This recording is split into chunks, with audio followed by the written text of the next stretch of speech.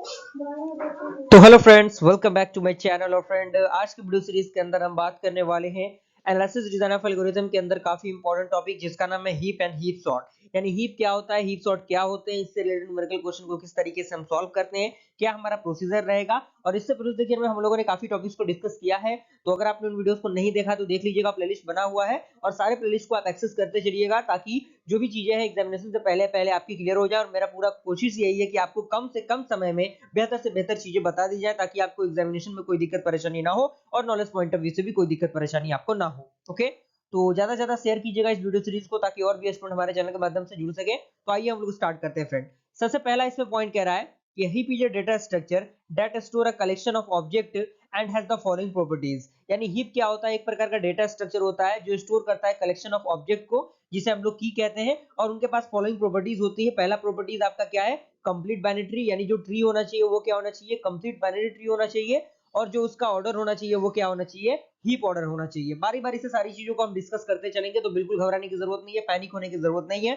बस आप चीजों को स्टेप बाय स्टेप लिखते चलिएगा और बार बार वीडियो को रिपीट करके देख लीजिएगा ताकि अगर जहां पे आपको समझ में ना आए वहां पे आप रिपीटेशन अप्लाई करके देख सकते हैं ताकि चीजें वहां पे क्लियर हो जाएंगी।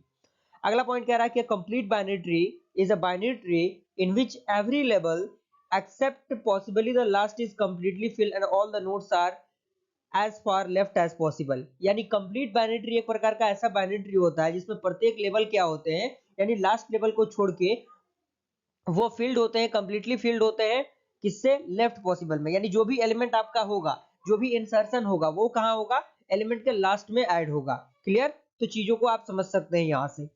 अगला पॉइंट कैसा इसी के अंदर कह रहा है कि binary heap is a complete binary tree where items are stored in a special order. यानी जो बाइनरी हीप होता है एक प्रकार का कंप्लीट बाइनरी ट्री होता है जहां पे जो आइटम्स होते हैं, जो ऑब्जेक्ट्स होते हैं, वो स्टोर होते हैं किसमें, एक स्पेशल ऑर्डर में।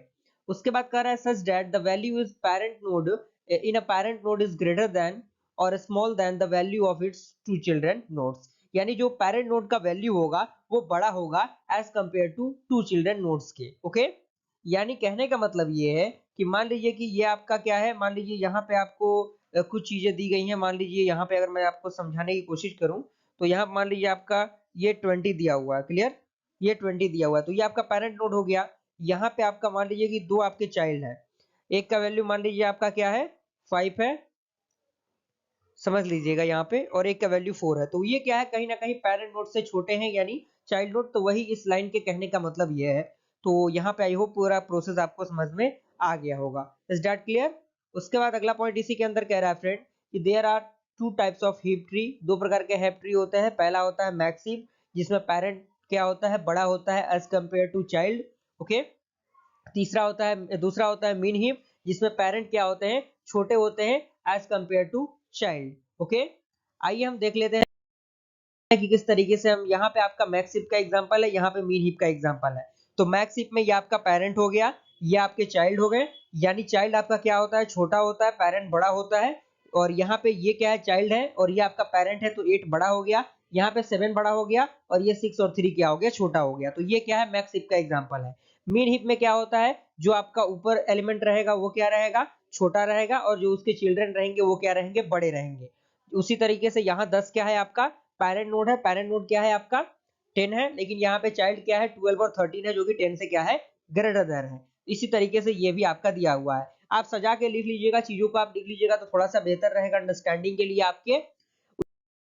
उसके बाद यहाँ पे एक एग्जांपल दिया हुआ है। इस एग्जांपल को बहुत ही बढ़िया तरीके से आपको समझने की जरूरत है, क्योंकि अगर यहाँ पे आप गौर नहीं करेंगे, यहाँ पे अगर आप ध्यान नहीं देंगे तो यहीं से चीजें बिगड़ने लगेंगी। ओके, एग्जांपल कह रहा है कि construct the mean heap for 8 7 11 6 2 1 5 and 12। यानी मीन हीप आपको बनाना है। मीन हीप कहने का मतलब क्या है, आपका जो ऊपर है, ऊपर में क्या होना चाहिए, आपका मिनिमम होना चाहिए, यानी पेरेंट आपका मिनिमम होना चाहिए, और जो चिल्ड्रन होने चाहिए उनके वैल्यूज क्या होने चाहिए, हाईएस्ट होने चाहिए। तो यहाँ पे एलिमेंट को हमने क्या किया, एक एरे के अंदर, एक बॉक्स के अंदर हमने क्या किया, एलिमेंट को कैटेगराइज कर दिया। अब हम स्टेप बाय स्टेप आगे बढ़ेंगे, जैसे जैसे एलिमेंट हमारा आएगा 8 7 11 6 2 1 5 12, उसी तरीके से स्टेप बाय स्टेप हम बढ़ते जाएंगे। स्टेप 1 के अंदर हमारा एलिमेंट क्या है, 8 है, तो हमने 8 को एक बबल के तौर पे दिखा दिया। आपको बिल्कुल इसी तरीके से स्टेप बाय स्टेप लिखना है। स्टेप 2 में हमने क्या किया, स्टेप 2 में आपका क्या है, 7 है, तो 7 आपका है तो 7 क्या होगा, यहाँ पे आ जाएगा नीचे, तो यहाँ पे 8 7 हो गया। लेकिन हमें क्या करना है, मीन हीप बनाना है, तो हमारा जो पेरेंट होना चाहिए वो मिनिमम होना चाहिए। तो हमने 7 को क्या किया, ऊपर रख दिया और 8 को क्या किया, नीचे रख दिया। उसके बाद हमारा 11 है, तो 11 क्या है, 7 से बड़ा है, तो बड़ा है तो राइट साइड में जाएगा, और 8 क्या है, छोटा है, तो ये लेफ्ट साइड में आएगा। यहाँ पे यहाँ तक चीजें क्लियर है, यानी यहाँ तक ये क्या है, मीन हीप का कंसेप्ट है। अगला हमारा एलिमेंट 6 है, तो 6 को हम इंसर्ट करेंगे। तो हमने क्या किया, यहाँ पे 6 को इंसर्ट किया। 6 क्या है, 7 से छोटा है तो राइट में आएगा, और 8 से भी छोटा है तो राइट में आएगा, और इसको हमें छेड़छाड़ नहीं करनी है। और यहाँ पे 6 क्या है, छोटा है, 7 क्या है, बड़ा है। तो हमारा मीन हीप का फंडामेंटल क्या होता है कि ऊपर में आपका क्या होना चाहिए, मिनिमम होना चाहिए, यानी पेरेंट नोड आपका छोटा होना चाहिए। तो हमने 6 को क्या किया, रिप्लेस किया 7 से, और 7 को 6 से रिप्लेस किया, तो आपका क्या हुआ, यहाँ पे 6 आ गया, और यहाँ पे 7 आएगा, लेकिन फिर भी 7 को हमें क्या करना होगा, ऊपर रखना होगा, क्योंकि हमारा फंडामेंटल मीन हीप का ये होता है कि जो आपका पेरेंट नोड होना चाहिए वो मिनिमम होना चाहिए। तो 7 आपका मिनिमम हो गया, 8 आपका मैक्सिमम हो गया, और यहाँ पे 6 ऊपर आ गया। यहाँ तक कोई दिक्कत नहीं हुआ होगा, मुझे पूरी उम्मीद है। आप स्टेप बाय स्टेप चीजों को लिखते चलिए ताकि चीजें यहाँ पे क्लियर होती जाएंगी।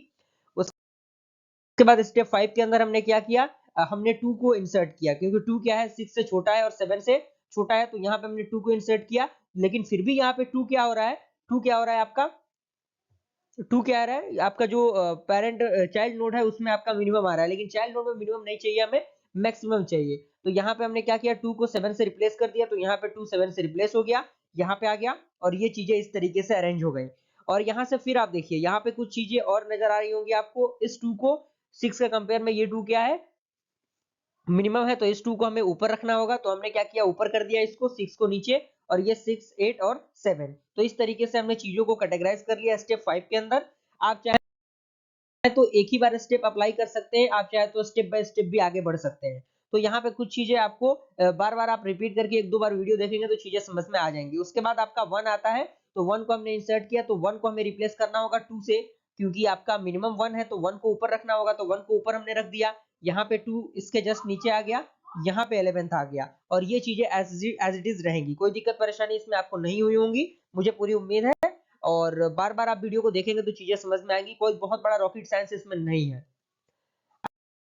अगला स्टेप नंबर 7 के अंदर हमने क्या किया, हमने 5 को इंसर्ट किया, तो यहाँ पे 1 एज इट इज, 6 2 7 और ये 5, यहाँ तक कोई दिक्कत परेशानी आपको नहीं होगी।